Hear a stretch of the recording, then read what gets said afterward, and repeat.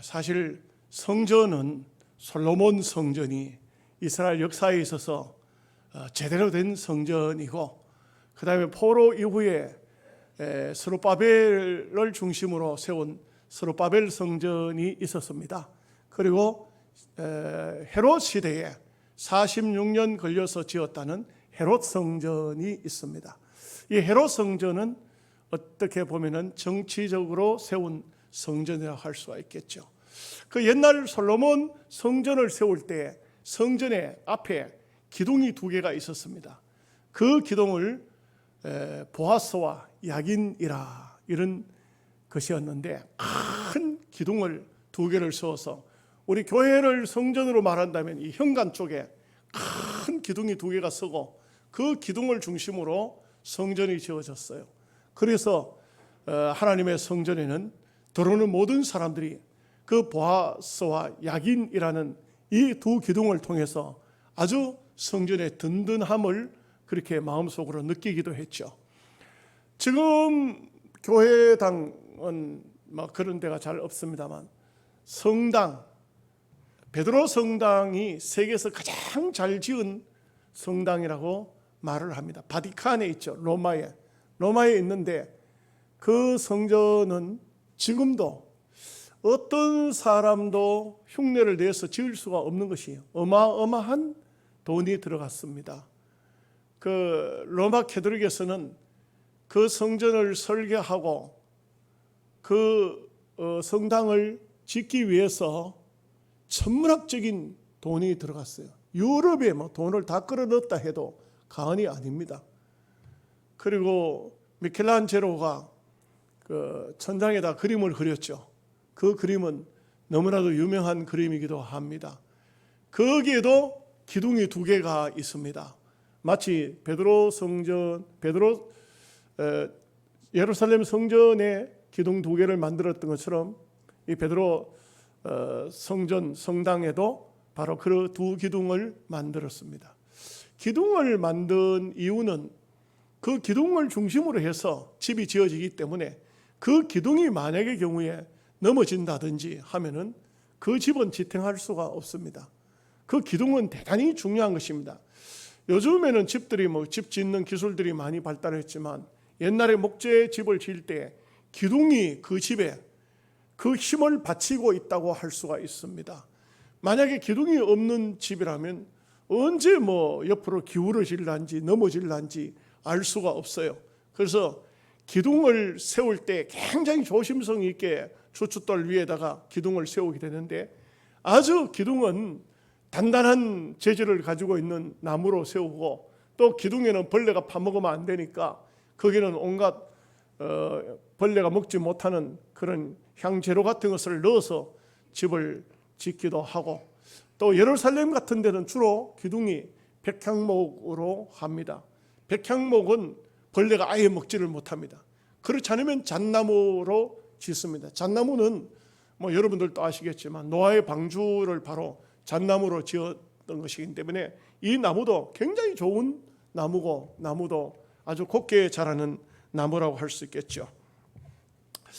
그래서 우리 오늘 하나님 말씀에 보면은 쭉 말씀을 하시고 마지막 부분에 와서 보면은, 이기는 자는 내 하나님 성전의 기둥이 되게 하리니, 하나님께서 특별히 이 모든 시기적으로 어려운 시기, 환난의 시기, 이런 시기에 잘 이기는 사람, 승리하는 사람에게는 하나님의 성전의 기둥이 되게 하겠다, 그렇게 말씀을 하고 계신 것을 볼 수가 있습니다. 사실 어느 때든지 마찬가지입니다만, 사람이 사실상 그 시대를 이끌어 나가는 기둥입니다. 그 시대에 어떤 사람이 있느냐, 이것은 참 중요합니다. 여러분, 하나님께서 역사를 일으키실 때도 사람을 통해서 역사를 일으키셨죠. 사람을 통해서 역사를 했습니다. 예수님도 사람을 통해서 세상을 정복하신 것을 볼 수가 있습니다. 여러분, 시몬 베드로가 예수님 앞에 이런 고백을 하죠. 주는 그리스도시요 살아계신 하나님의 아들이십니다. 그 고백을 듣는 주님은 너무 기뻐하시면서, 너는 베드로라, 너는 반석이라, 내가 이 교회 위에다가 이 반석 위에다 내 교회를 세우겠으니 음부의 권세가 이기지 못하리라. 아주 그 베드로의 신앙 고백, 그 고백을 하는 베드로를 보고 대단히 주님이 기뻐하셨고, 정말 초대교회에 베드로와 같은 인물을 통해서 큰 기둥으로 쓰셨다는 것을 알 수가 있습니다. 그래서 하나님의 교회도 영적으로 말할 때도 반드시 그 교회는 그 사람이 있습니다. 그 교회는 그 기둥이 있는 거예요. 어느 교회든지 간에 이것은 장로님이 될 수도 있고 권사님이 될 수도 있고, 어떤 경우에는 평신도라 할지라도 그 교회의 기둥이 될 수가 있어요. 근데 이 기둥이 병들거나 기둥이 뭔가 잘못되면은 교회는 오래 가지를 못해요. 결국은 그 교회는 항무해져 버리고 마는 것입니다. 우리 노회도 이렇게 보면은 기둥 같은 분들이 있어요. 기둥 같은 분이 어떤 분일까요? 제가 교회 이름은 말씀드리지 않겠습니다. 어떤 교회는 권사님이 자기 땅을 다 교회로 바쳐요. 교회로 바치고, 그리고 예배당을 짓는데 상당히 그 자기 재산을 내놔서 예배당을 지었습니다. 그러면 그것은 그 교회는 깊이 보면은 사실상 그 권사님은 그 교회의 기둥이에요. 그런데 문제는 그 권사님이 예배당을 그렇게 짓고 난 다음에 엄청 교만해져 가지고 목사님을 목사님이라고 부르지 않더라고요. 어느 날 제게 전화 왔는데 아무개, 자기 교회 목사를 말하는 겁니다. 아무개 이놈이 죽으려고 한장했나, 이렇게 말해요. 난 깜짝 놀랐어요. 하나님 앞에 귀히 쓰임을 받는 그런 기둥 같은 사람이 되었으면 그 기둥이 교만해도 안 되고 병들어도 안 되고 그 기둥이 삐뚤어져도 하나님께서는 그 교회를 지탱할 수가 없어요. 또 어떤 교회도 그러더라고요. IMF 때 그 교회 목사님이 예배당을 건축하는데 잘 지었습니다. 그 잘 지은 이유가 뭐냐? 예배당을 짓겠다고 할 때 권사님 남편이 사업을 했으니까, 남편은 믿음도 없는 사람인데, 그런데 이분이 자기 남편을 참 얘기를 해가지고, 그래가지고는 사업하는 분이다 보니까 배도 있고 뭐 굉장해요. 그런 분이니까 그때 당시에 아마 그분 가정에서 돈을 현찰로 만들지 않고 금뚜꺼비를 만들었던 것 같아요. 금뚜꺼비, 어마어마한 금을, 그걸 가지고 와서 목사님 예배당 지으십시오. 그래가지고 IMF 때 예배당을 지을 때에 뭐 그 당시 천부 인부들도 돈 없어 헤맬 때니까 얼마나 힘들었겠어요. 그런데 그 금덩어리를 가져와 금을 파니까 예배당 지을 돈이 되더라는 거예요.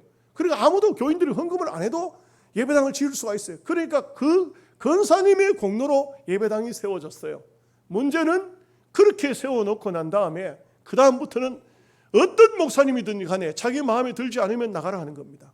그러다 보니까 지금은 우리 노회를 떠났는데, 그런데 그 교회가 형편없이 계속적으로 재판 걸리고 싸움하고, 그것도 누구하고 하느냐? 목사하고 그 남편이 장로가 되는데 그 장로하고 계속적으로 싸우는 겁니다. 결국 우리 노회를 떠나게 됐어요. 우리 노회 다시 오겠다 할 때 내가 안 된다 그랬어요. 당신 교회는 하나님의 교회가 아니고 권사의 교회이기 때문에 그 교회는 받을 수가 없다. 우리 노회에 못 들어온다 해서 노회에서 받지 않았습니다. 여러분, 기둥이라는 것은 대단히 중요합니다. 그 교회는 그 사람이 있습니다. 그 사람이 그 교회의 기둥입니다. 그 기둥이 온전한 기둥인가, 하나님께서 보시기에 정말 훌륭한 기둥인가, 그러면 그 교회는 그대로 세워지는 것입니다. 여러분, 제가 낮에도 강고를 드렸지만 부총회장이 다음 총회를 이끌기 위해서 모든 정책을 세우고, 또 총회적으로 잘못된 것은 고칠 것은 고치고, 또 새로운 제도를 받아들일 때는 제도를 받아들이는 것이 총회준비위원회입니다. 이게 서울에서 6명이 나오고, 호남 중부에서 3사람이 나오고, 영남에서 3사람이 나와요. 경부를 제가 대표하고, 대구 한 사람이 나오고, 또 부산, 울산, 경남 쪽에서 한 사람이 나와요. 이렇게 12명의 사람이 모여서 머리를 맞대고 1박 2일 하면서 밤새도록 토론을 벌립니다. 이것은 이렇게 정책을 바꾸면 좋겠고, 이것은 이렇게 개혁을 시키는 것이 좋겠고, 이런 것을 합니다. 그런데 제가 거기에 작년에도 올라가고 올해도 올라가는데, 사실 엄격히 저한테 제 개인적으로는 굉장히 영광이지만 제가 올라가서는 안 되는 거예요. 왜? 제가 제 자신을 잘 압니다. 정말 훌륭한 목회자들이 참 머리도 있고 신앙도 있고 또 뿐만 아니고 지식적으로도 훌륭한 분이 나와야 되죠. 그래야만이 우리 총회가 살 수가 있는데, 여러분 영양이 뭐 어떤 곳입니까? 또 서북교회가 어떤 곳입니까? 그런데 제가 개인적으로는 부총회장님이 총회장 되실 분이 불러서 가게 되는 것은 참 감사하기는 하지만, 우리 총회에 너무 인물이 없다, 너무 사람이 없다, 이런 생각을 합니다. 여러분, 제가 소강성 목사님과 개인적으로 얘기를 나눈 적이 있어요. 개인적으로 한번 아주 심도 있게 얘기를 나누고 난 다음 결론은 뭐냐? 내가 이 소강성 목사를 적극적으로 기도해주고 이분을 밀어줘야 되겠다. 이분에 대해서 내가 누구든지 이분을 비방하거나 엉뚱한 소리를 하면 내가 막고 이분을 끝까지 세워줘야 되겠다는 그분의 얘기를 듣고, 그분은 어떤지 모르지만 저는 그렇게 마음의 결정을 했어요. 그래서 이번에도 실제적으로 총회적으로는 큰 실수를 그분이 했어요. 내가 앞장서 가지고 다 막았는데 이분이 내한테 어떤 얘기를 했느냐 하면 이런 얘기를 해요. 박 목사님, 우리 한국 교회를 대표하는 기독교 단체가 한기총입니다. 한국기독교총연합회예요. 여기는 한국에 있는 모든 기관들, 무슨 기독교 이름으로 모인 단체들의 수장하고 각 교단의 교단장들하고 총무하고, 그리고 교단에서 대표할 만한 몇 사람을 총대로 파송을 해가지고 그 모인 단체가 한국기독교총연합회입니다. 근데 이 한국기독교총연합회에 소강성 목사님이 한국교회에 우리 합동측의 몇 명의 대표자 중에 한 사람으로 참여를 해보니까, 거기에서 정책을 누구가 펴느냐 하면은 각 교단의 정경총회장들이 모여가지고 모든, 말하자면은 한기총회에 대한 모든 결정을 다 하는 거예요. 그 다음에 회원들 앞에 내놓는 겁니다.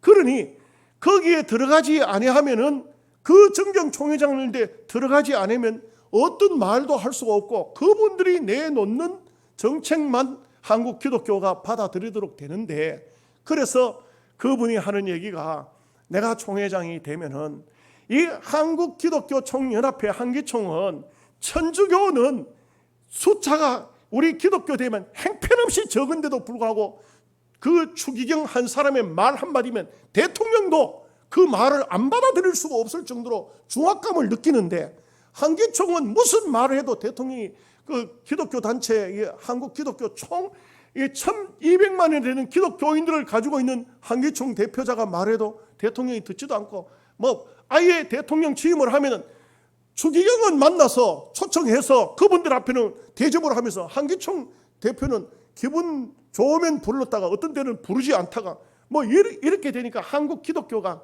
질이 멸렬한 이유가 뭐냐?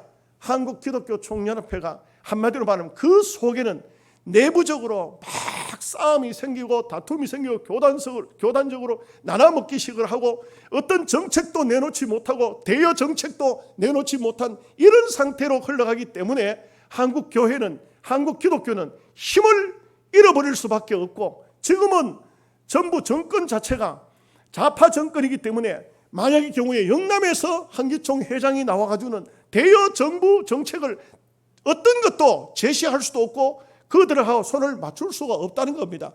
자기는 출신이 호남 출신이니까, 자기는 또 좌파에 있는 많은 사람들하고 지금까지 인맥관계가 있으니까, 자기가 한기총에 들어가게 되면은, 그러면 앞으로 한국 기독교를 바로 세우고 정말 기독교의 목소리를 바로 내고, 우리의 어떤 인간적인 유불리가 아니고 하나님의 나라를 세워가는데 자기가 일조를 다 하겠다, 그렇게 제게 얘기를 해요. 그래서 그분이 원래 총회장 자격으로 따지면 총회장은 만 60세가 돼야 총회장이 될 수가 있어요. 그런데 우리 총회 법을 바꿨어요. 57세에 총회장에 할 수 있도록 법을 바꿨. 왜 그러냐면 이거는 소강석 법이에요. 다른 사람 때는 60세였는데 소강석 목사가 원래 만 57세예요. 그래서 57세에 총회장을 할 수 있도록 그렇게 법을 바꿨다고. 법을 바꾼데 거기도 제가 여러 방면에서 힘을 썼습니다만, 그렇게 해서 소 목사님 얘기를 듣고 제가 그랬어요. 목사님, 그 생각이 정말 우리 한국 교회를 이 하나님의 나라지 않습니까? 대한민국 교회 넓게 봐야 되죠. 이 하나님의 나라에 당신이 이러한 일을 하겠다는 이 마음이 변하지 않는 한 나도 당신을 적극적으로 밀겠다. 이번에도 문제가 생겼을 때 왜 그러냐면은 좌파에 있는 사람을 아주 너무 좀 환영을 많이 했더니만 보수 쪽에서 막 그냥 들고 일어나서 난리가 났어요. 이게 무슨 총회장 될 사람이 무슨 좌파 쪽에 있는 그런 사람, 국정원장 그런 사람에게 그 어떤 그런 말들을 하느냐고 막 그렇게 했어요. 그래서 소 목사님 얘기가, 박 목사님 당신은 내 마음 알지? 내가 정말 힘들다, 정말 어렵다. 보수라고 해서 모든 보수만 끌어안으면 우리끼리 잔치, 우리끼리 리그가 되고 말지, 좌파 사람들을 끌어안을 수 있는 사람이 우리 한국 총회 안에 누가 있느냐? 아무도 없지 않느냐? 이럴 때 내가 좌파 사람을 끌어안을 수밖에 없지 않느냐? 그 사람들에게 내까지 멀리보면 누가 오겠느냐? 그렇게 해가지고 하는 말이, 박 목사 다른 사람은 몰라줘도 당신은 내 마음 알 거 아니냐? 좀 나를 위해서 좀 변명 좀 해주고 나를 위해서 좀 도와주면 좋겠다. 알겠습니다 목사님, 내가 최선을 다해서 하겠습니다. 그래서 막 영남 지역에서, 대구 지역에서, 경북 지역에서 저 우리 동기들 방에서 막 난리가 났어요. 내가 그런 얘기를 했어요. 여러분, 그분이 신앙이 잘못됐다든지 우리가 대한민국 한국 교회를 엉뚱한 방향으로 이끌어가든지 할 것들만 막아야 되지만, 그러나 이것은 정치적인 면에서 진영 논리에 의해서 무조건 말하는 것은 바람직하지 않습니다. 우리는 하나님께 모든 것을 맡기고, 그리고 하나님이, 그분이 안 된다고 할 것 같으면 하나님이 제거할 겁니다. 그러니까 우리는 이런 면에서 함부로 우리가 심판장이 돼서 함부로 판단하고 함부로 하지 말자, 이렇게 했습니다. 아마 잘은 모르지만 우리 총회에 지금까지도 많은 총회장들이 나왔지만 정부를 향한 대여 정책을 세운 총회장들은 없습니다. 전부 다 그냥 우리 총회에 끌다가 끝났어요. 한계총회 수많은 우리 합동 측의 한계총 회장들이 수많은 사람이 나왔지만 이 사람들도 똑같습니다. 그냥 자기 밥그릇 챙겨 먹다가 끝났습니다. 정말 이 나라의 대한민국 한국 교회를 가지고 큰 틀에서 좌파 정권을 향해서 보수 쪽에 있는 이 합동 최고 보수 교단에서 그들과 함께 머리를 맞대고 같이 진보와 보수가 정말 발전을 이끌어 나갈 수 있다면, 이것은 제가 볼 때 우리 한국교회, 그분이 우리 한국교회 보수교단의 기둥이 될 수 있으리라, 저는 그런 생각을 하는 것입니다. 제가 왜 이 말씀을 드리냐? 총회도 노회도 교회도 기둥이 있어야 됩니다. 하나님의 집에 기둥이 있어야 됩니다. 기둥이 없는 집은 언제든지 불안합니다. 저는 제 마음을 항상 그렇게 생각하고 있습니다. 여러분, 이거는 절대 여러분들이 제 자랑으로 들으면 안 됩니다. 저는 우리 동기들도 모이는 방에 한 200명 동기들을 모입니다만, 그 사람들 중에 즐거운 일에는 제가 동참 안 해도 됩니다. 힘든 일을 당했을 때, 어려운 일을 당했을 때 정말 얼마간이라도 제 물질을 보내가지고 위로합니다. 그러다 보니까 특별히 호남 지역에도 이번에도 수해졌다고 해가지고 연락이 왔을 때 아무도 돕는 사람이었어요. 제가 적은 돈이지만 제가 먼저 보냈습니다. 보내고 우리 동기 목사님들, 어려운 일을 당한, 수해를 당한 이 목사님에게 십시일반 우리가 도웁시다. 불난 교회도 마찬가지, 개척하는 교회도 마찬가지. 항상 제가, 왜? 다른 사람은 알아주든 안 알아주든 상관없이 나는 우리 동기들 속에서 내가 기둥 역할을 해야 되겠다. 내가 항상 이 기둥 역할을, 경한 노회도 마찬가지입니다. 노회에서도 어떤 경우든 간에 내가 이 노회를 섬기는 기둥 같은 역할을 해야 되겠다, 이런 마음을 먹습니다. 감히 총회까지는 말할 수는 없겠지만, 총회는 기라성 같은 많은 분들이 전국적으로 아주 위대한 주의 종들이 많이 있지만, 그러나 분명한 것은 어느 장소든 간에 기둥들이 있어야 되고, 이 기둥들이 그 교회에, 그 성전에, 그 집을 받들어 바치는 그런 존재여야 된다, 이런 생각을 하는 것입니다. 자, 몇 가지를 생각을 해봅니다. 첫째, 하나님의 성전의 기둥이 되려면 자기가 죽어야 됩니다. 기둥이 되려고 하면은 자기가 부정되어야 됩니다. 여러분, 기둥은 살아있는 생나무를 갖다 놓고 기둥으로 삼지 않습니다. 다 베어버립니다. 나무를 베어버립니다. 아무리 어떤 나무든 간에 기둥이 되려고 하면 그 나무를 베어가지고 그 껍질을 다 벗겨내고 다듬어야 됩니다. 다듬어야 됩니다. 그렇지 않고는 기둥이 될 수가 없습니다. 집을 짓는데 생나무 그냥 베다가 하는 자연인들이나 그냥 조그만 집이나 지을 때 짓지, 제대로 된 기둥을 세우려고 하면 어떻습니까? 그 기둥을 베어야 됩니다. 나무를 베어야 됩니다. 껍질을 벗겨야 됩니다. 다듬어야 됩니다. 하나님의 교회의 기둥이 되려고 하면은 어떤 사람이든지 마찬가지지만 하나님의 교회의 기둥이 되려고 하면 자기가 죽어지고 자기를 다듬어야 됩니다. 껍질을 완전히 벗겨야 됩니다. 여러분, 교회 안에 장로님들이요, 장로님 잘 세워놓으면 교회가 굉장히 부흥이 됩니다. 목사도 목회하기가 장로님들 따라서, 장로교회는 장로님 잘 만나면 목사는 목회 성공이요, 장로님 잘못 만나면 목사는 목회 땡치는 거예요. 그냥 끝나는 겁니다. 그런데 특별히 어떤 장로님들이 있어야 되느냐 하면은 자기를 부정하는 장로님이 있어야 됩니다.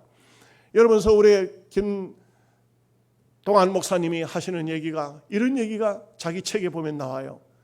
자기 그 교회 장로님 중에 한 분이 얼마나 훌륭한 분인지 헌금을 참 많이 하시고, 사업이 잘 되니까 헌금 많이 하죠. 하나님 복 받은 거 아닙니까? 그렇게 하는데 이분이 조일학교 고문 장로님이 되셨어요. 그러니 그 목사님이 부목으로 있을 때 맨날 주일학교 예산이 적게 내려오니까 뭐 제대로 주일학교를 운영하기가 어렵습니다. 그럴 때 장로님한테 부탁을 했다는 거예요. 장로님, 올해 예산 짤 때 장로님 한마디만 해주시면은, 장로님이 말씀 한마디만 하시면은 예산이, 주일학교 예산이 확 늘어날 겁니다. 늘어나면은, 그러면 주일학교에 얼마든지 부흥 발전을 위해서 돈이 있어야 주일학교를 쓸 수가 있으니까, 장로님은 소장로님이고 헌금도 많이 하시는 분이고 능력도 있으시고 장로님 한마디만 해주시면은 주일학교 부흥에 큰 보탬이 되겠습니다. 그런데 그 장로님이 하시는 얘기가, 그 당시 부목사인데 부목사님 손을 딱 잡고, 목사님, 참 목사님 나를 그렇게 인정해 주셔서 고맙습니다만 저는 당에 가면 말 안 씁니다. 아무 말도 안 합니다. 왜 말도 안 하냐면 내가 수장로고 헌금도 많이 하기 때문에 내가 말하면 다 내 말대로 되죠. 그러면 목사님이 목회를 못합니다. 이 교회 안의 모든 행정이나 모든 절차는 목사님이 하시도록, 저는 그저 목사님이 무슨 안건을 내놓으면 그냥 아멘입니다, 목사님 좋습니다, 이것만 하지, 나는 내가 어떤 안건을 내놓고 내가 이걸 이렇게 해달라고 이렇게 해달라고 그렇게 말하지 않습니다. 그렇게 말씀하더라는 겁니다. 그것을 그분의 책에 보면은, 그분의 책에 그렇게 기록이 되어져 있어요. 저는 볼 때에 그러기 때문에 그 교회가 큰 교회지만, 그 교회가 훗날, 그분이 또 웃기는 게 부목사로 계시다가 나갔다가 다시 그 교회 담임 목사로 들어와, 지금 그 교회 담임 목사예요. 그 교회가 전통 있는 교회가 되어지더라는 것입니다. 그 교회 기둥이, 올바른 기둥이 있으니까 그 교회가 든든한 교회, 아주 하나님 보시기에 아름다운 교회가 되더라는 것입니다.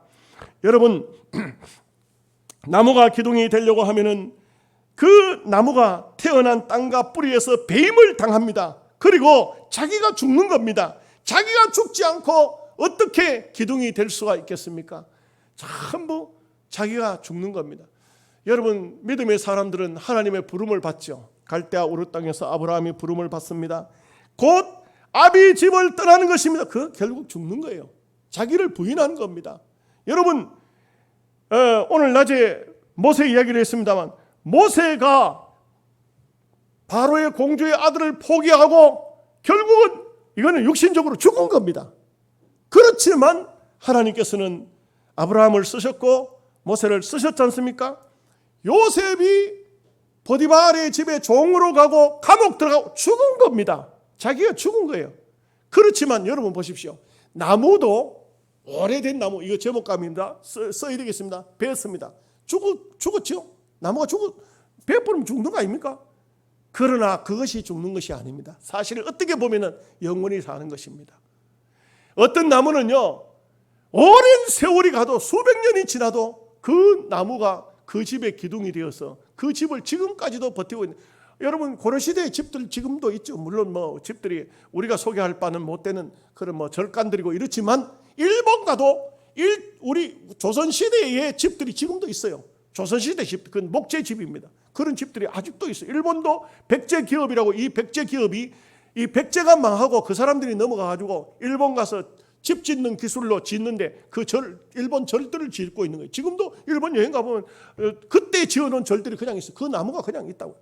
마찬가지로 우리가 인간적으로 보면은 그 장소에서 죽은 것 같고 끝난 것 같지만 하나님은 그를 더 영원하게 쓰시는 것입니다. 하나님의 나라의 기둥이 되게 하신다는 것입니다. 그래서 마태복음 16장 24절에 누구든지 나를 따라 오려거든 자기를 부인하고 자기 십자가를 지고 나를 쫓을 것이니라. 우리가 우리 자신이 희생되지 않고는 하나님의 나라의 큰 인물, 큰 기둥이 될 수가 없다는 것입니다. 두 번째, 하나님의 성전의 기둥이 될 사람은 기도와 말씀으로 승리하는 사람이 하나님 나라의 기둥이 됩니다. 육신적으로 뭐 돈이 많다, 많이 배운 게 있다, 뭐 인물이 잘났다, 그런 것으로 기둥이 되는 것이 아니에요. 우선적으로는 될 수가 있어요. 우선적으로는 사람들이 볼 때 저 사람 굉장해 보이네, 좋아 보이네. 여러분 육신적으로 보고 했던 사람들이 실패하는 경우가 많습니다. 우리 노회 이야기도 합니다만 어느 교회, 큰 교회 장로님 자랑하기를 뭐라고 자랑하면 우리 목사님만큼 배운 사람이 우리 노회에 있나? 우리 목사님은 대학 졸업하고 대학원을 졸업하고 석사, 박사라고 이렇게 자랑을 했어요. 그런데 나중에는 그 목사님이 그 교회를 거의 교인들 다 내쫓고 교회 병들게 만들고 본인도 힘들어 갈 곳이 없어서 결국은 저 상주 쪽으로 조그마한 교회로 옮겨갔다고. 그 교회가 아직도 회복이 안 돼요. 큰 교회가. 왜? 인간적으로 인물이 잘나고 학벌이 좋고 그런 것이 하나님 나라의 기둥과는 아무런 상관이 없어요. 하나님의 나라의 기둥이 될 사람은 정말 기도하는 사람, 말씀에 순종하는 사람이 하나님 나라의 기둥이에요. 그렇지 않고는 기둥이 안 돼요. 여러분 육신적으로 잘나고 잘나지 못했어도 행편없는 사람이라 할지라도 그럴지라도 하나님이 그를 기둥으로 쓰면 얼마든지 쓰여지는 것입니다. 여기 8절 말씀에 내가 작은 능력을 가지고도 내 말을 지키면 내 이름을 배반하지 아니하겠다. 작은 것을 가지고 있더라도 하나님께서 쓰시면 끝까지 하나님 나라에 쓰임을 받는다는 것입니다. 제가 지난 주간에 책 한 권 읽었습니다. 여러분들에게 소개해 드립니다. 충청도 농사꾼의 6남매 중 막내 아들을 한 아이가 태어났는데 2살 때 소아마비를 알아서 치료 시기를 놓칩니다. 시골에서. 이 아이가 왜 이럴까 하는 부모가 너무 무관심하게 놔뒀어요. 그만 후유증으로 그때부터 일을 쓸 수가 없습니다. 2살 때 겨우 걸음마 걷던 아이가 그만 안진뱅이가 되고 소아마비로 일어날 수가 없습니다. 이 아이가 7살, 8살쯤 됐을 때 학교에 엄마가 등에 업고 입학을 시키려고 갔는데 학교 선생님이 학교에서 그 아이를 보더니만 멀쩡한 아이들인데 이 아이가 와서 과연 견뎌내겠습니까? 이 아이는 장애인이니까 장애인 학교 보내시고, 그쪽엔 장애인 학교도 없잖아요. 시골에 장애인 학교 보내시고 이 아이를 우리 학교에 입학시킬 수 없으니 그렇게 아십시오. 그 어머니가 얼마나 슬픈 마음으로 눈물을 흘리면서 내 막내 자식 이 아들을 어떻게 하면 좋겠나 하면서 눈물을 흘리면서 오는데 아이가 엄마의 얼굴에서 눈물이 뚝뚝뚝 떨어지는데 아이가 등에 엎여가지고 엄마의 눈물을 닦으면서 엄마 울지 마라, 울지 마라, 울지 마라 그래. 엄마는 아이의 다리를 붙잡고 이 두 다리, 소아마비 걸린 두 다리를 붙잡고 엄마가 이렇게 말해요. 아가야, 발이 시리지? 발이 찹지 않냐? 그 아이는 또 하는 말이 그래요. 엄마, 내 발이 시린 건 괜찮지만 엄마 울지 마라. 내가 크면 앞으로 엄마 눈에 눈물 안 나도록 해줄게. 이 아이가 뭘 할 수 있습니까? 이 아이가 집에서 움직이는데 그 아이가 움직일 수 있도록 하기 위해서 비료푸대를 밑에다 깔아주고 그 비료푸대를 한 손으로 땅을 짚고 한 손으로 비료푸대를 당겨서 움직여서 다니지만 온몸에 흙덩어리로 집안을 돌아다녀봤자, 마당을 돌아다녀봤자, 동네를 나가봤자 그 동네 사람들이 또 보고 전부 다 이 빵을 찢는 겁니다. 저거 커본들 저 인간 되겠나? 저는 거지밖에는 할 일이 아무것도 없다. 이렇게 말했습니다. 그러나 이 아이는 어머니와 함께 교회를 갑니다. 그리고 하나님 앞에 기도합니다. 이렇게 기도합니다. 하나님, 나에게만 왜 이렇게 어려운 시련을 주십니까? 하나님, 내 같은 인간은 앞으로 무엇을 할 수가 있습니까? 이렇게 하나님 앞에 원망 반 기도합니다. 그런데 이 아이가 그렇게 열심히 기도했는데 이 아이에게 성령이 임한 것입니다. 찬양을 부르고 기도를 하는데 마음에 확신이 왔어요. 11살 때 어머니에게 부탁해요. 어머니, 재활원에 나를 보내주세요. 그래서 이 아이는 아직 11살까지 아주 국문도 못 깨우친 자기 이름도 쓸 수 없는 아이지만 재활원으로 보냈는데 재활원의 선생님이 그 아이를 테스트 해보니까 머리가 좋아요. 너는 공부해라. 너는 공부하면 된다. 네가 할 수 있는 거 거지할 생각하지 마라. 껌파리 할 생각하지 마라. 네가 공부하면 되겠다. 공부를 시켰어요. 공부를 시켰는데 여러분 얼마나 기가 막힌지 이 아이가 머리가 천재예요. 천재. 하나님께서 그 아이가 기도하니까 하나님께서 그 머리에 문을 열어주신 거예요. 이 아이가 공부를 하는데 선생님이 그날 가르치면 그 다음날 가면 가르친 것보다도 더 많이 알고 있는 아이였어요. 여러분 놀랍게도 이 아이는요 검정고시를 거쳐서 서울대학교의 수학과에 입학을 해요. 이 엄청난 파격적인 역사가 일어났어요. 서울대학교 수학과에서 수석으로 졸업을 합니다. 그리고요 미국 버클리 대학으로 갑니다. 이 아이가 미국 버클리 대학에 가서 거기서도 수재로 인정을 받고 공부를 해서 박사 학위를 받아요. 그리고 카이스트와 서울대 교수를 하게 됩니다. 그리고 서울대 교수에서 지금은 고등과학원 교수로 2007년도 40세에 젊은 나이로 과학자상을 받았습니다. 지금 한 13년쯤 전이겠죠. 지금 세계적인 수학자가 되어서 카이스트에서 교수로 가르치고 있습니다. 김인강 교수랍니다. 난 그분의 글을 읽으면서 참 마음에 감동을 많이 받았어요. 공부를 하기 위해서 11살 때 일어서는 법을 배우는데 일어서면 넘어지고 그렇지만 억지로 목발을 짚고 일어서서 2살 때 소아마비를 알아서 평생 11살까지 평생은 아닙니다. 11살까지 걷지도 못하던 아이가 10년 만에 걸음걸이를 배워가지고 일어나가지고 학교에 다니려고 목발을 짚고 다니는데 그런데 가방하고 목발하고가 갈비뼈에 자꾸 부닥쳐서 어느 날 이 아이가 쓰러졌어요. 병원에 갔더니만 폐에 빵꾸가 났다는 것입니다.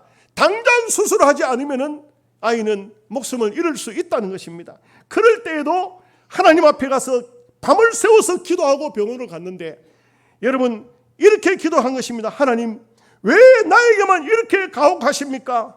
내가 쓸모없다면 나를 데려가십시오. 그렇게 막 눈물로 기도하는데 주의 음성이 들렸습니다. 이렇게 들리더랍니다. 내가 너에게 욥의 시련을 주었지만 내가 너를 들어서 쓰리라. 내가 너를 들어서 쓰리라. 네가 나의 영광을 위해서 쓰임 받으리라. 나는 그 글을 읽으면서 너무 마음에 감동이 와요. 비록 장애인이지만 쓸모없는 인간인 것 같지만 기도할 때 성령을 받고 기도할 때 하나님이 함께 하시고 기도하니까 머리를 열어주셔서 그 아이가 남들보다 훨씬 늦게 출발했지만 그러나 나이 40세가 되었을 때는 대한민국에서 주는 과학자상을 받을 수 있게 되고 지금은 카이스트 교수로 인정할 수 있다는 것은 이것은 하나님께서 함께 하신 역사라고 보여지는 것입니다. 마지막 기둥은 올곧게 자라야 됩니다. 기둥이 삐뚤어지면 안 됩니다. 여러분 우리 남전도회 일남전도회 여러분들은 우리 영양서북교회의 기둥들입니다. 마음을 굳게 해야 됩니다. 마음이 더러워지면 안 됩니다. 성령의 감동으로 살으셔야 됩니다. 성령의 감동이 떠나면은 그러면 하나님의 역사의 쓰임을 받을 수가 없습니다. 누구든지 마찬가지지만 성령의 감동이 있으면 하나님이 써요. 성령의 감동이 떨어지면 하나님 안 쓰는 겁니다. 어제 8월 15일 아닙니까? 어떤 후배 목사가 이런 말을 해요. 자기는 교회를 개척한 지 8년 됐는데 8년 동안 됐지만 교인이 없어서 집세도 내기 어려워서 데모하는데 서울 광화문 광장에 태극기 들고 데모하러 가는데 가고 싶은데 돈이 없어서 여비가 없어서 못 가니까 조카한테 전화를 문자를 넣기를 야야 내가 죽으면 너는 부조 안 하겠나? 부조해야 되죠. 그러면 내가 죽었다 생각하고 나중에 부조 안 해도 좋으니까 지금 부조돈 달라. 이래가지고 부조돈 받아가지고 태극기 들고 광화문 광장에 데모하러 간다 그래요. 내가 호되게 구중을 했습니다. 목사는 그런 게 아니야. 예수님이 십자가에 처참히 죽으셨지만 3일 만에 부활하시고 40일 동안 제자들과 함께 계셨어요. 그 다음에 주님이 제자들을 모아놓고 그 감남산이죠. 감남산에서 승천하시기 전에 거기에 500여 형제가 모였어요. 그랬을 때 제자들이 물었어요. 주님, 이 나라를 회복하심이 이때입니까? 예수님이 부활하셨으니까 얼마나 권능이 많아요. 이때입니까? 그때 주님께서 하신 말씀이 때와 기한은 아버지께 있다. 너희의 알 바가 아니다.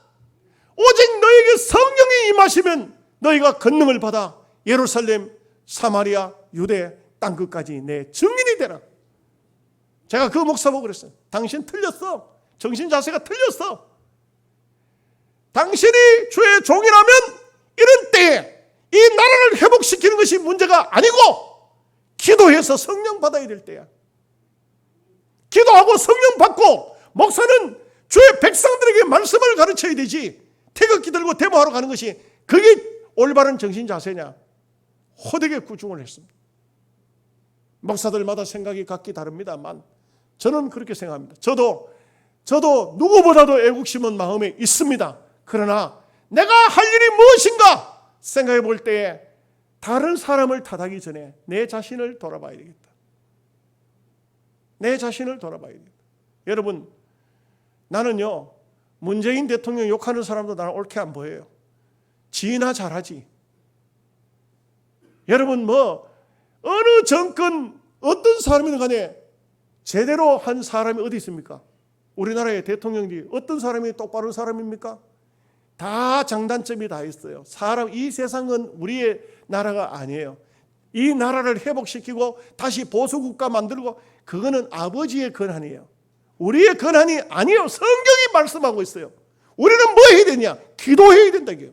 우리는 뭐 해야 되냐? 말씀을 전해야 된다 이거죠. 성령 받아야 된다 이거죠. 이것이 오늘 우리가 해야 할 일이에요. 이것을 우리가 제대로 정신을 차려야 돼. 한국 교회가 제대로 정신을 차려야 돼. 그래서 저는요, 목사님들 중에 어쩌고 저쩌고 하네. 당신 정신 똑바로 차려. 성경에 벗어났다고. 성경에 벗어난 짓 하지 말라고, 목사가. 예?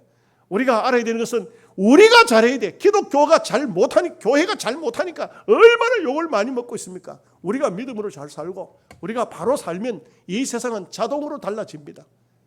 나는 잘 못 살면서 잘 살아라고 과음 지르고 욕한다고 해야 될 일이 아닙니다. 여러분, 하나님의 나라의 기둥은 전부가 올곧게 바르게 기둥이 바로 서야, 기둥이 삐뚤삐뚤해 보시면 집이 휙 돌아가 봅니다. 안 됩니다. 기둥이 똑바로 서야 됩니다. 우리는 하나님 나라의 기둥으로 우리 오늘 헌신 예배를 드린 일남전대 여러분들이 다 이 교회 기둥으로, 교회 장로님들은 이 교회의 기둥이다 생각해요. 기둥이다 생각해요. 아주 하나님 나라를 든든하게 세워가는 기둥들로 부족함이 없으시기를 주님의 이름으로 축복합니다. 아멘. 기도하겠습니다.